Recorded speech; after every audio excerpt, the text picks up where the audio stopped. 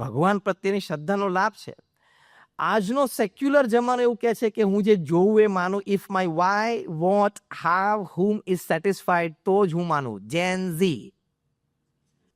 ઝી એનો આ પ્રશ્ન છે. એટલે મારે એમાં બહુ સિમ્પલ આન્સર છે. હું એક પ્રશ્ન પૂછું, તમારામાંથી જેને ઉત્તર આવડતો એ આંગળી ઊંચી કરજો. આ પ્રશ્ન હું 500મી વાર પૂછું છું ઇવેન્ટ્સમાં, હજી સુધી કોઈ આંગળી ઊંચી નથી કરી. એટલે હું તમને ચેલેન્જ અને ગેરંટી આપું છું, તમારામાંથી પણ કોઈ આંગળી ઊંચી નહીં કરે. ક્રિકેટનો જ પ્રશ્ન છે, વધારે લાંબો નથી. ક્રિકેટમાં જેને 3 સ્ટમ્પ નક્કી કરે એનું નામ મને આપો. તાત્કાલિક ગૂગલ કરવાની પણ છૂટ, એ પણ તમને ઉત્તર નહીં આપે. ચેટ જીપીટી કરવાની પણ છૂટ, એ પણ તમને ઉત્તર નહીં આપે. માય સિમ્પલ ક્વેશ્ચન ઇઝ, તમે ક્રિકેટ રમવાની શરૂઆત કરી, આપણે બધા ક્રિકેટ રમ્યા છે? Rays your hands. બરાબર.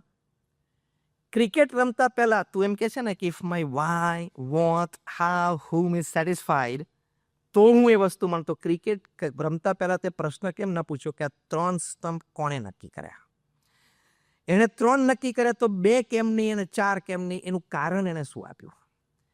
એને નક્કી કરવાની ઓથોરિટી કઈ કમિટી આપી? એને 3 નક્કી કર્યા પછી એક્સેપ્ટન્સ કમિટી કઈ હતી?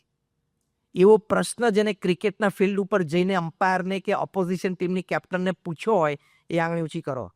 એમાં પણ કોઈ આંગળી ઊંચી નહીં કરે. તો એ વખતે તારું વાય વોટ હુમ ક્યાં ગયું? સિમ્પલ. તમે 3 સ્ટમ્પ સ્વીકારી લીધા તો ક્રિકેટનો આનંદ આવ્યો કે નહીં? એમ ભગવાનનું અસ્તિત્વ સ્વીકારી લેવાનું, જીવનમાં અધ્યાત્મનો આનંદ આવશે.